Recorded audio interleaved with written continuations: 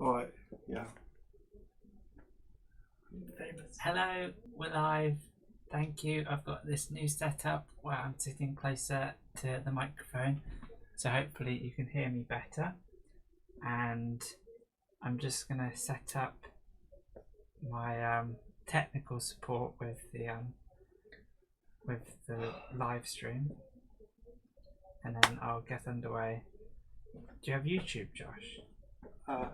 DuckDuckGo. Okay. You connected to the internet? I'll turn it on. Probably not. Wait, which is Chromecast? Is you press the AV button until you get HDMI 3. HDMI 3.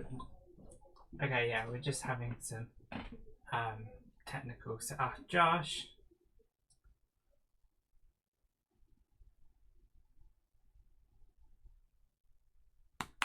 Wait a second, I'll just get a phone.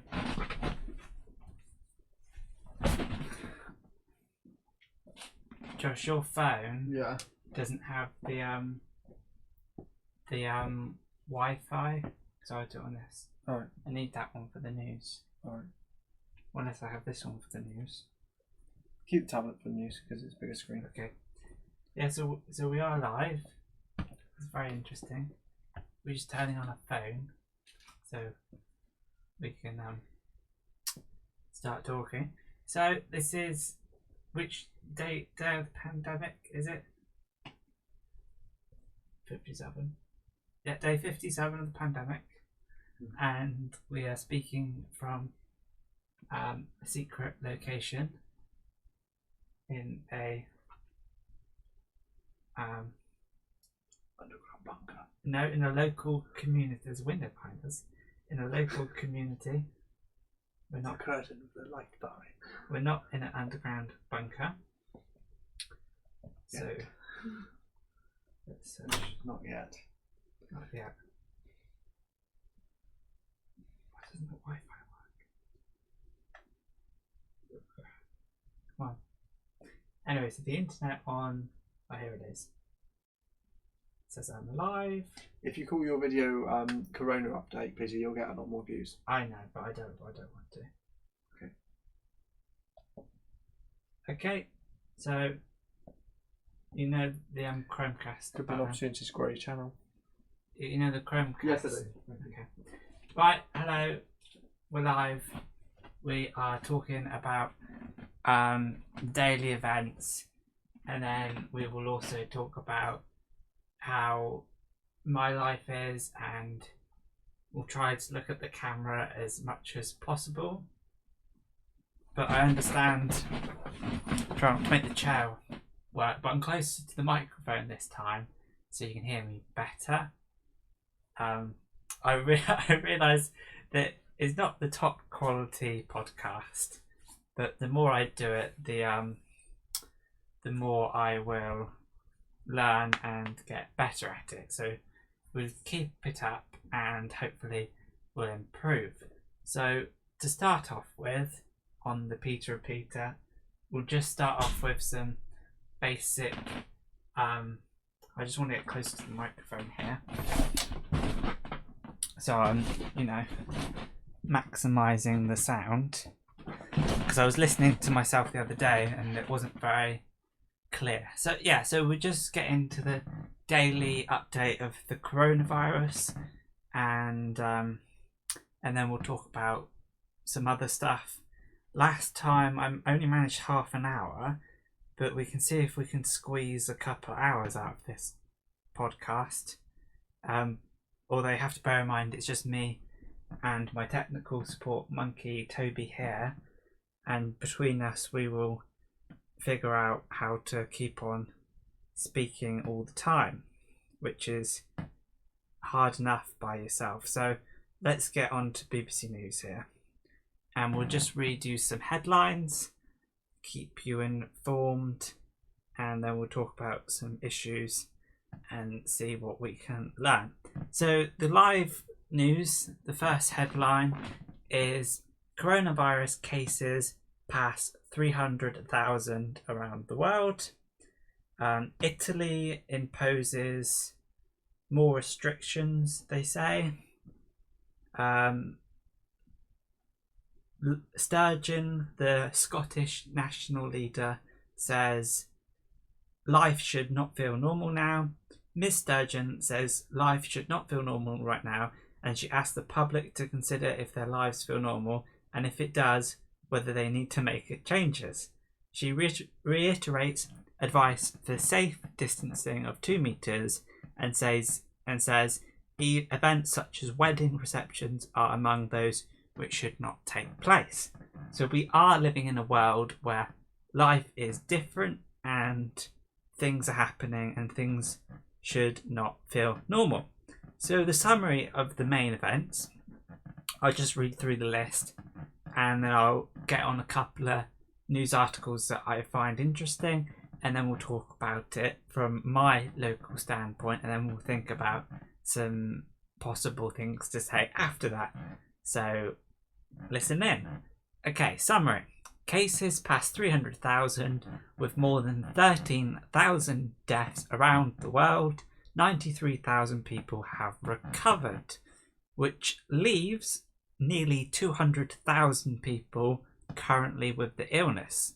So as you can see, this is a live issue and things are being worked out as and when they happen. Okay, so secondly, Spain registers 394 deaths from coronavirus in a day, which is a lot. Australia to close pubs, clubs, cinemas, casinos, nightclubs and places of worship. So similar to what they've done in the UK.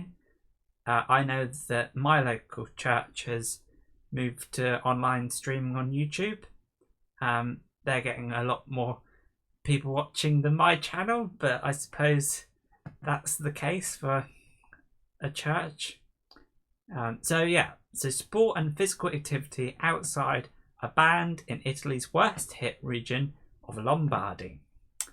Also, Britons are warned the spread of the virus is accelerating and they must avoid social contact.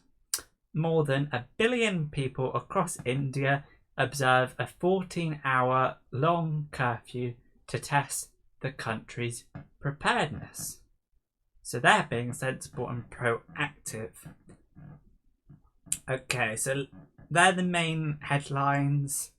The numbers seem to be escalating, and I'll keep a daily update of the headlines on my channel. So there's a couple of different headlines in the news section. The rough sleepers who can't self-isolate are being given hotel rooms. Will I be paid when I'm at home with my kids is a concern. What the shop's doing about stockpiling is also a concern. So how to behave in an epidemic. We'll read this and then we'll try and think of something else. Is there anything interesting to read? Being 2 meters apart, messaging each other, having a sense of community. And yeah, that's basically the times we live in, where handshaking is not going to be a thing anymore, and people are going to be a lot more wary about catastrophes and stocking up on resources, which is an interesting point. And on YouTube, there has been a lot of different channels with they're called prepper videos, where they prepare for world events when you have to rely on yourself and you can't have the luxuries of going to the supermarket to get what you need.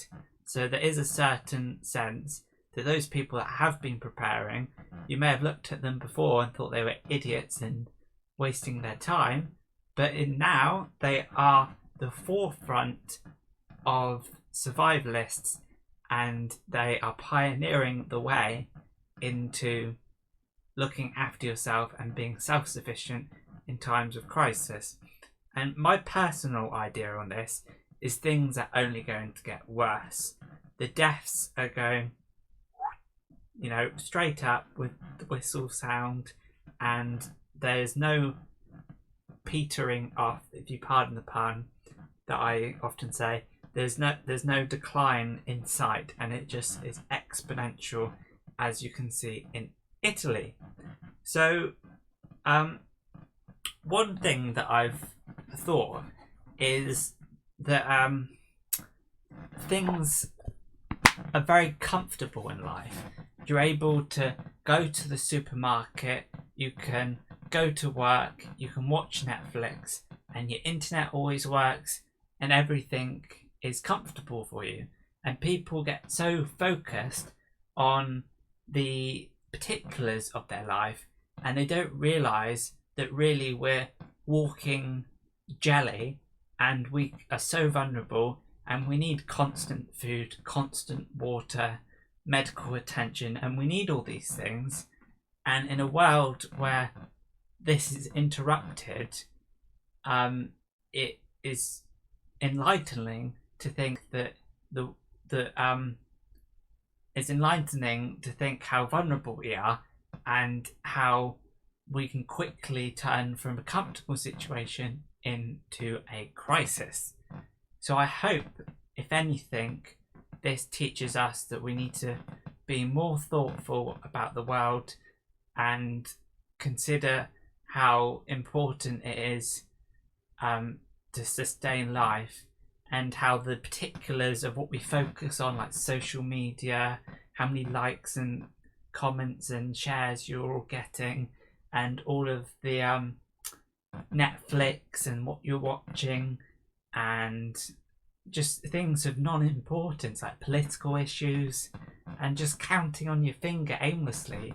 These things are just quite pointless, and you need to just realise that there's more to life, and I think this coronavirus is starting to show us. So in this country, they have stopped schools for most pupils, and kept them open for children of essential workers so they can continue to work.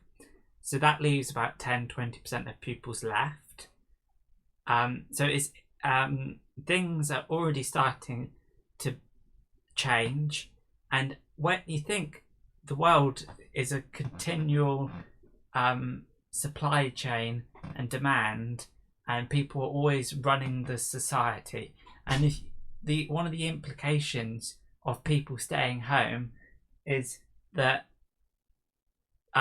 things don't get done, and soon enough the delivery to supermarkets, the basic supply of our basic needs will be interrupted, and there might be stocks being restocked on the shelves now in supermarkets, but what happens when the delivery drivers get ill? What happens when the farmers aren't able to plant their crops? What happens when the farmers aren't able to keep up with the demands that we need?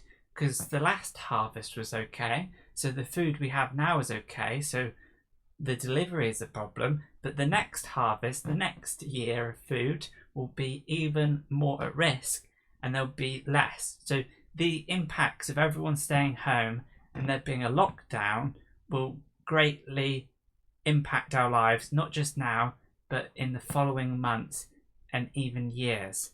And it might take a whole 2 years for things to return to normal, and even then the whole world would be changed. Everybody's mindsets of living their once comfortable lives will be put in perspective, and people have to realise that we need to prepare for the worst, and bad things can happen. And I just hate the thought of people spending their lives going to work and being in an office and just doing the routine, and then they do that for 30 years, and when really life isn't about that. It's about being in the moment and having friendship and family, and just enjoying and savouring every moment.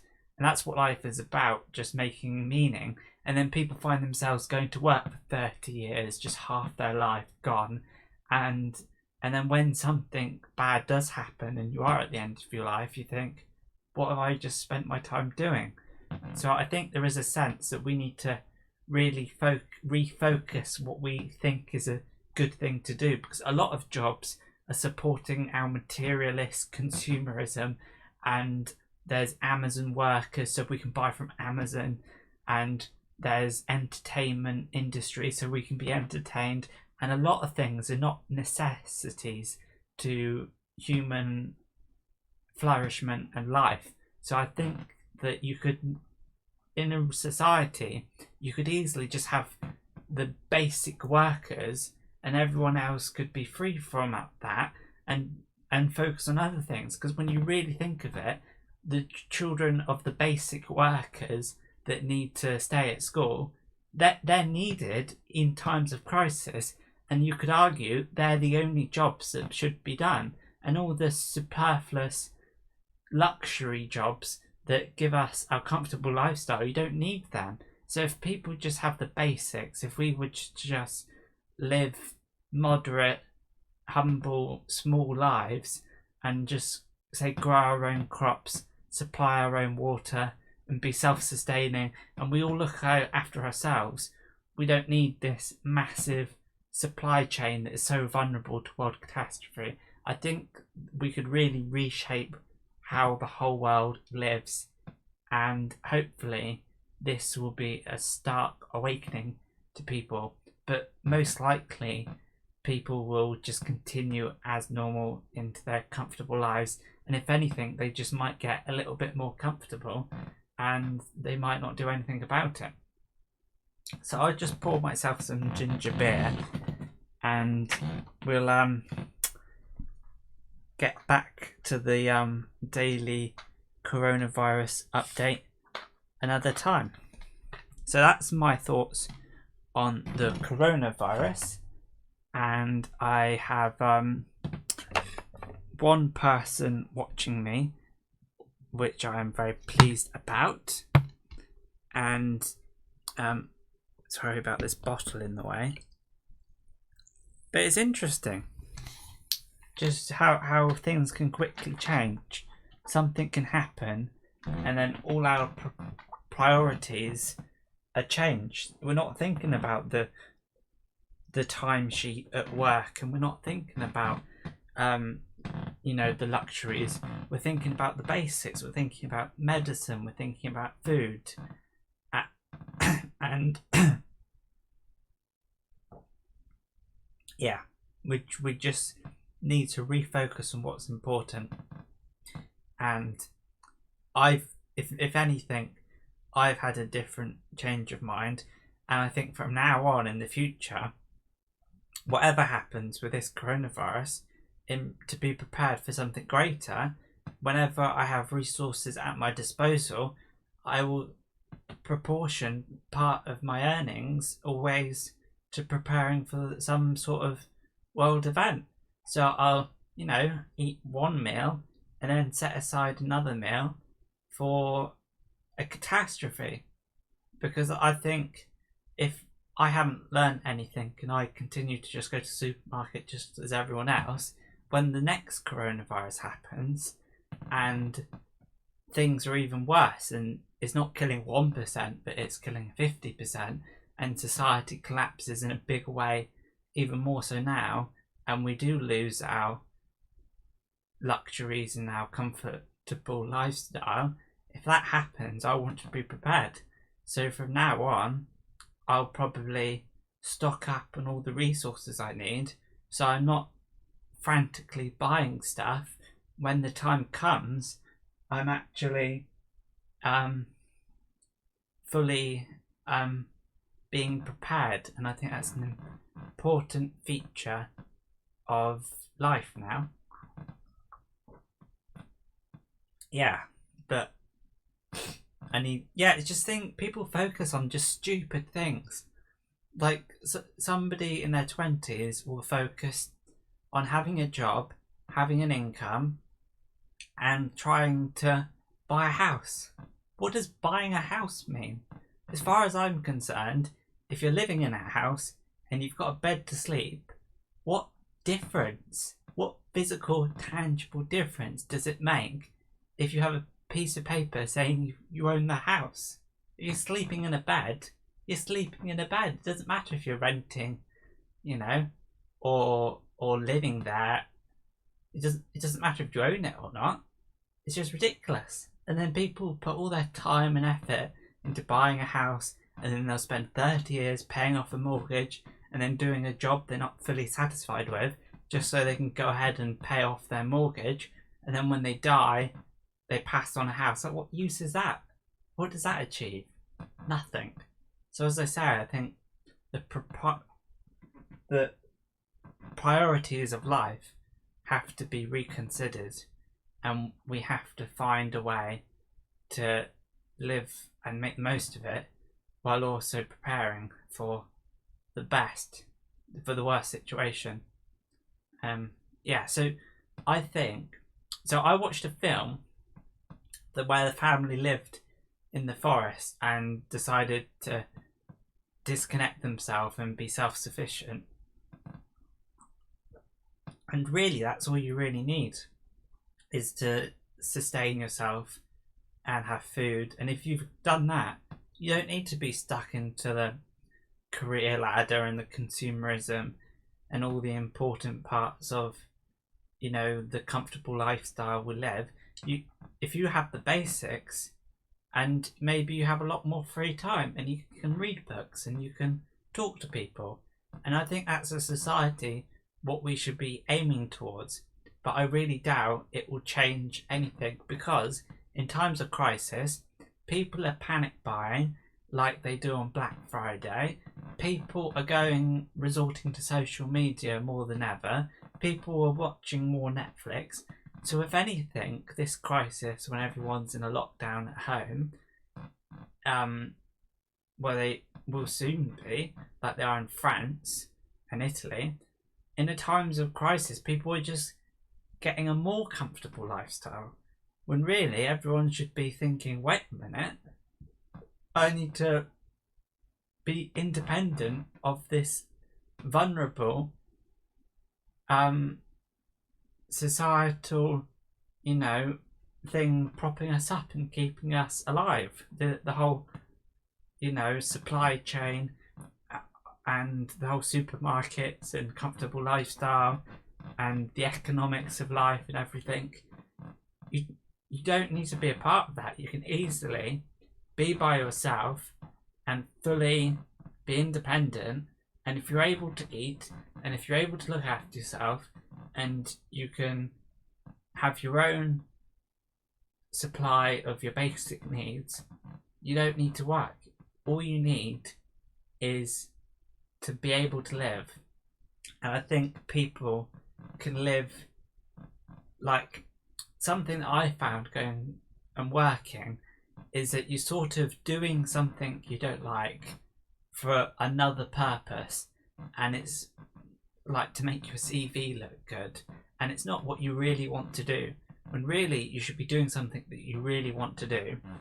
And really, people are just doing stuff for other ideas.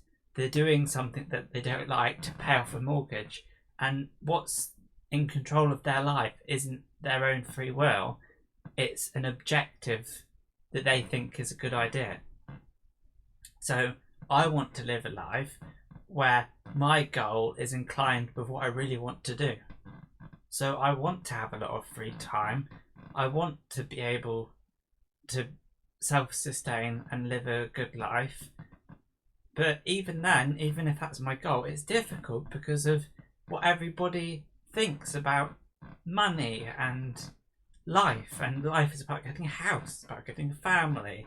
It's about buying a house, about paying a mortgage, all of this non-important things that become goals of someone's life. And when I hear sorry, I'm just talking too much and coughing, which isn't the best thing to do in this time.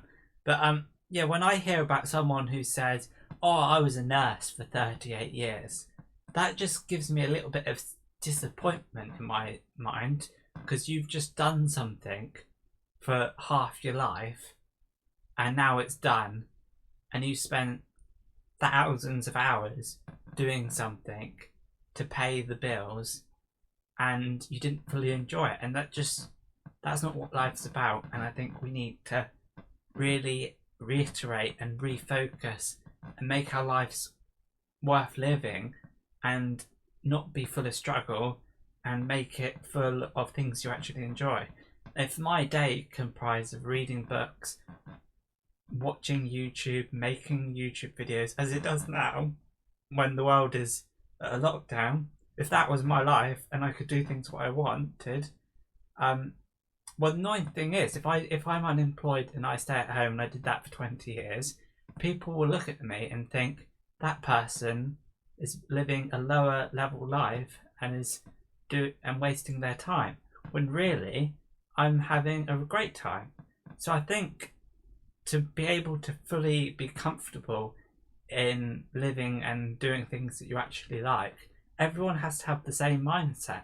You can't live in a household when some people are working and think that's the way to do it and you not work. You have to all be not working. And I think there is something to this. I think that in the future, when things like artificial intelligence make things automatic and the workforce doesn't need to be needed, there'll be a huge shift in human, what it means to be human and human life. It's just, there's a shift from working to not working. And the tricky thing is figuring out what to do without work. Because I hear people say all the time, oh, you need work to be sane and everything, when really that's just a misconception. You can be sane by yourself doing things you like. And from personal experience, my holidays from school and my time off from work is always better than the time at work.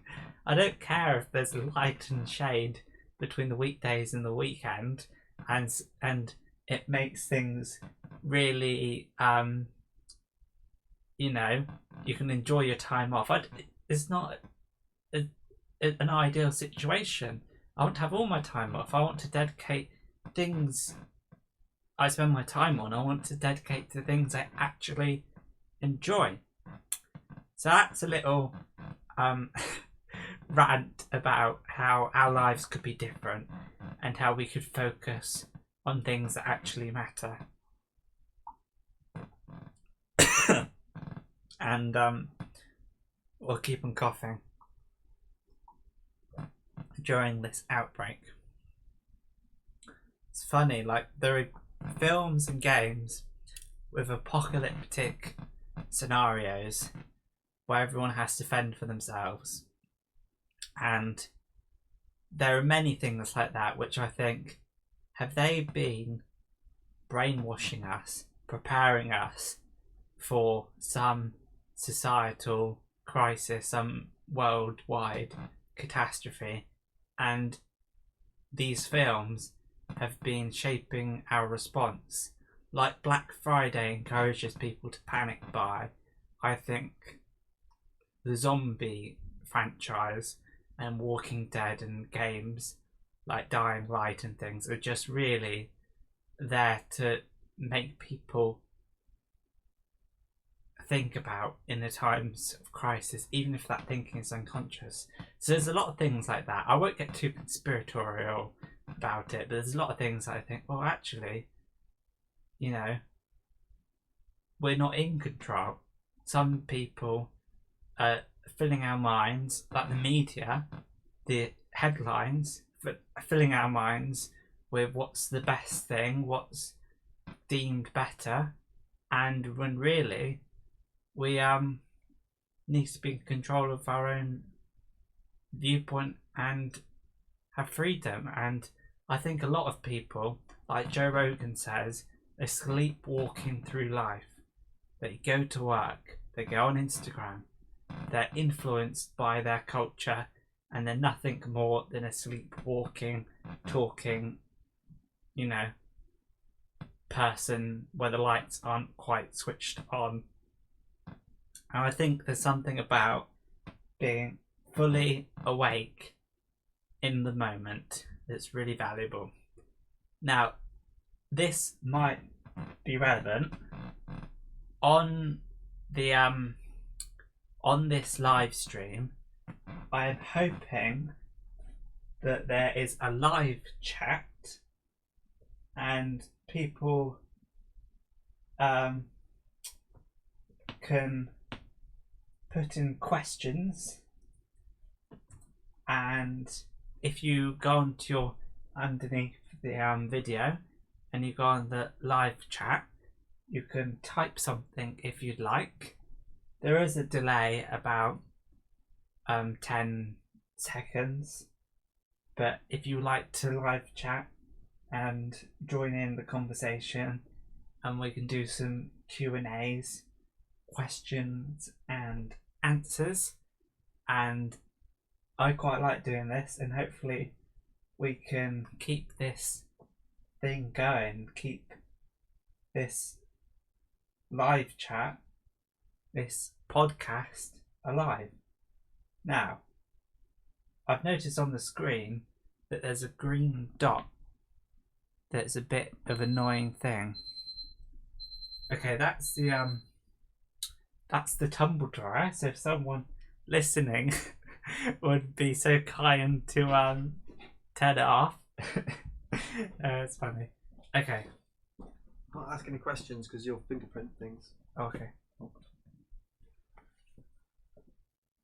Can change the settings so it doesn't Okay. time out. Toby, keep on talking. Well, hello, Mike.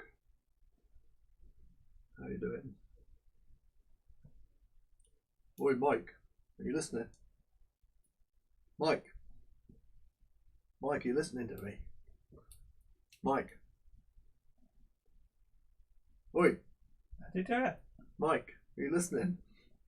But I don't think your mic's listening. It's a microphone. Right. Your mic isn't listening. Well, maybe just because it isn't responding doesn't mean it's not listening. Okay. Pedro, are you listening? I'm a bit confused.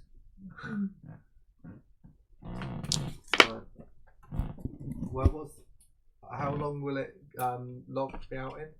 Well, 30 minutes? there's no lock on it anymore. Oh, great. Thank you. Okay, turn the tumble dryer off. Okay, yeah, back to the live cast.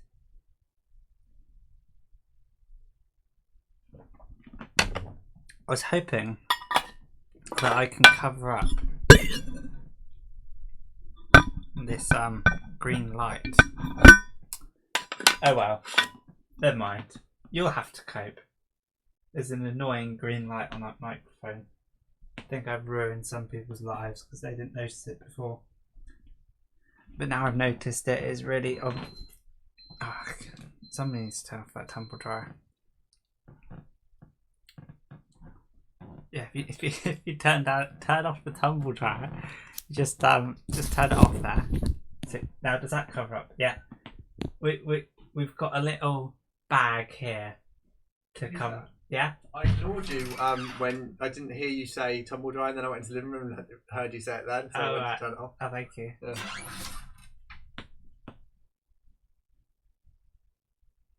Oh, right. Just a little info. I am in my bedroom doing this live stream, and my brother is watching me on the main TV, and he has got my phone listening to the YouTube channel. So if he wants to go in the live chat and ask me questions, it's under my name. So I will be answering questions written by my brother in my name. So if you go on the live chat and you're confused, then don't worry. My brother's got my phone with my account, and I'll answer questions from that. Okay. Jeremy Corbyn's 4-day week doesn't look so crazy now. It does not. I remember working and thinking my life would be completely solved if I had a 4-day week. And it doesn't make any sense. But just that extra day at the weekend would be so good, and an extra less day during the week would be awesome. And that would have solved my life. When, of course, now I think about it, I could barely manage one day at work now that I'm not used to it. But that 4-day week is a good idea, considering that now, instead of a 4-day week to keep everybody healthy and well, now everyone's not working at all. So I think that in the future, because I think a lot of businesses will go bankrupt and things will be stripped down to the bare necessities and society will simplify a bit. So I'm hoping that the workload will be less so people can work a 4-day week. And also it's just so much more time at the weekend, and you have that extra day and you can really relax. And I think spare time is really important, and I think it's really good for people's sanity and just people to enjoy the time that they have at work and to also enjoy the weekend. Because when I was working, there was definitely a sense that the weekend was short-lived and the week was so long. But if it was more in the balance of 4 to 3 instead of 5 to 2, I think that would be so much better. So for everyone joining live chat without a time machine to find Peter explaining, I'm Peter's brother and I have his phone. So if you're not confused, it's funny because I have no idea if people will join. It'd be great if they did. But yeah, so on the live chat there's an explanation to why it comes up with my name. So the Peter Repeater podcast is brought to you. No, I haven't got a sponsor. But yeah, yesterday I tried to talk for an hour and a half, by half an hour then an hour, and I got a bit tired after half an hour, and I just gone on a massive rant about how our lives should be different. So that leaves me with one thing to talk about: conspiracies. No, there's not part of my peace of mind to talk about conspiracies. But if there ever was a time to be a conspiracist, now is the time. Just think about worldwide catastrophe to reshape, reform society and to make people live differently. And it was in the very place that harbored and was the start of this disease, coronavirus, was the exact place where they have some sort of research institution with man-made diseases. So you didn't hear it from me. Well, you did, but it's just, there's always a conspiracy. But now, I'll be honest with you, even though it's not part of my care plan to have conspiracies, I think conspiracies, the ones that make sense, they're probably true. It's not good considering them, and it's not good focusing on them because you can get paranoid, you can get worried about stuff unnecessarily. But I just think if you're sensible, you realise that there is an abundance of power and there's a lack of power on display, if you know what I mean. Like, the Prime Minister can't do that much, and yet there's a whole wealth and power of the world. And even if there's no conspiracy, you can still argue that whoever is in control of the media is got more influence over us than anybody could possibly have. Here's another question to squeeze out another 5 or 10 minutes from this podcast. What's the top 5 things to buy/do now as a prepper for someone only has food. So basically, you've got to think about it through the lens of a couple of things. Number one, oh dear, I need that to stop the light. Yeah, there's a couple of things that you need to think about in the perspective of. Number one, what do you need to live and be safe?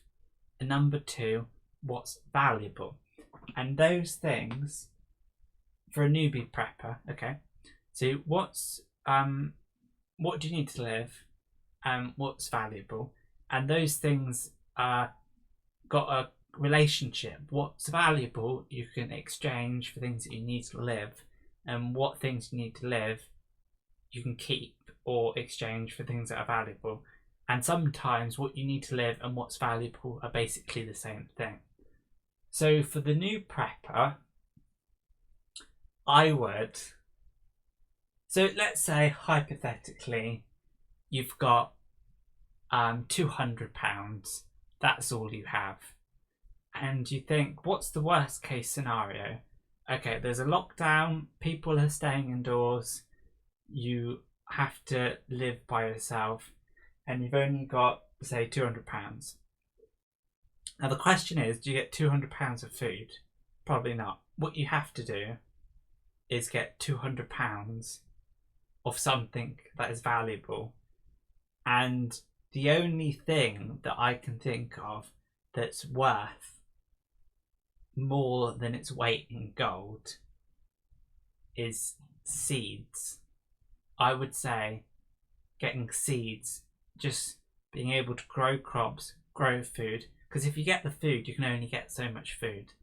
But if you get seeds, just so you can, because if the crops fail and people stop growing crops, then even if it's not needed now, in a year's time seeds will be like fairy dust. It'll be so rare. So I would probably get £200 worth of seeds. Now what do you do if you've got the ability to prepare in a bigger way? Well, I would get seeds. That's something that you need and is valuable. And I would get a tinned food. I would get the ability to purify water purification. Those three things are important. You know, food that lasts a long time, purify water, seeds, and then probably get some things as well that are valuable as well. And I'll leave that up to you to decide what you think is valuable. You might think that you'll just want to keep savings and yeah, I'll leave you to decide. But the main things are food and being able to create food, and that is important for the newbie prepper. So I might take a break here. We'll see what else is on the news, and we'll see what we can talk about. So let's see if there's an update. Coronavirus. Okay, this is interesting. I'm running out of content here, so pardon me if I just end up reading a news article. I feel like I have, even if you've watched to this far, I've filled this podcast with enough content. We've got a question in for, what is that? We've got news in from yeah, let's read it. Okay. Rainwater collection is cheaper than a water purifier. I think you are right, but there is a sense that rainwater is clean. Yeah, but you can even get just like a drop of bleach. That's all you need to to make water drinkable. A drop of bleach. No, no. You can get tablets that go into water and kill most of the bacteria and harmful contaminants. So yeah, a rainwater collection is probably a good idea, and there's plenty of good ideas like this which I think could possibly be useful. But in my that is in the world of being self-sufficient, like I was talking about, and living in the forest where you can sustain yourself and focus on things which are only essential to life. And I think that's probably the ideal way to live. But in my humble opinion, I think that the water will keep on running on the taps, because I don't think the level of crisis in this country will get to the stage that will wipe out infrastructure to the level of running out of tap water. So I think tap water is quite possibly safe, but that's talking from a place of ignorance where I don't know what it takes to supply water. Because if you imagine if the people who supply the safe drinking water, if they were to stay in home and you didn't have the maintenance to keep all the water and the main supply of that, if there was no maintenance, then things could break down and there could be a situation where your place doesn't have water and you don't have someone to fix it for you. So just the simple things, like how many times in your life has a plumber come to your house? Like if something were to happen, then you could be in a predicament and have problems. So let's read a news article, and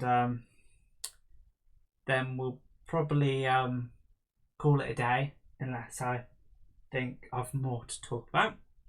So, coronavirus, how to behave in an epidemic. The virus is exploiting our very humanity. We are social creatures, but this disease risks turning our natural instincts into a fatal weakness. Our old routines and habits must be replaced with new customs and practices. We need to adjust to the etiquette of an epidemic. So how should we behave?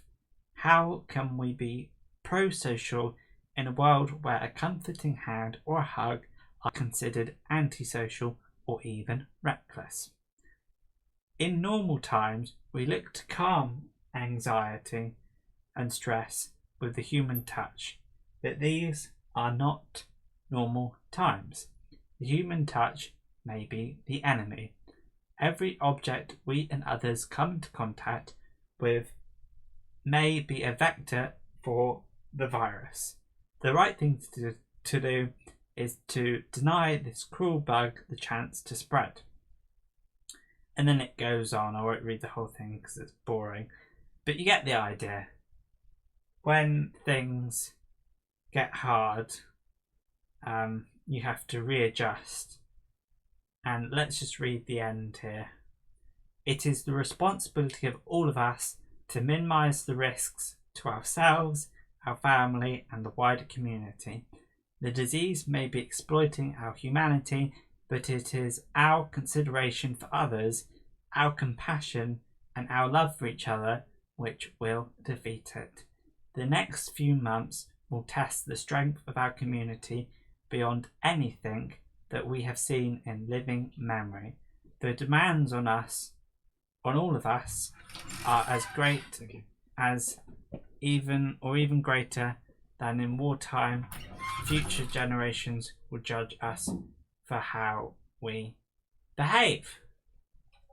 So thank you for listening to that little me reading the news article because I've run out of stuff to say. Oh, news coming just in.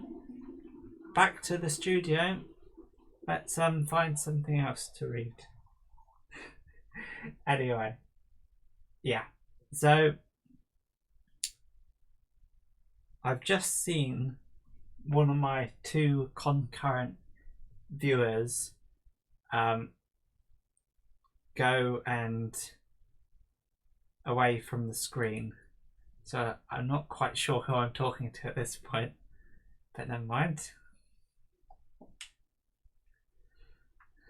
Okay, we must stay active. Okay, stay at home, stay at home to stay safe. 1.5 million advised. Okay, so people are staying at home.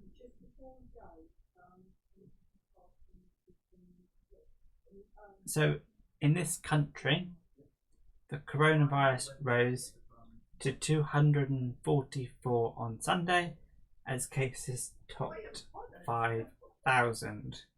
So 244 people have died in the UK and there is 5,000 cases. But they predict that there is more than 5,000. There could be up to 10 times that amount. So, on testing, anyway, something to do with testing, people in supermarkets, well, tape has been put on some shop floors to mark how far customers should stand apart. That's crazy. That is madness. Okay, I think we will call it a day here and we'll do 2 sessions today. We'll come back with some more updates and we will keep you updated with the latest and greatest news in the worldwide situation as we know it. So thank you for watching. Bye for now. Bye. Bye.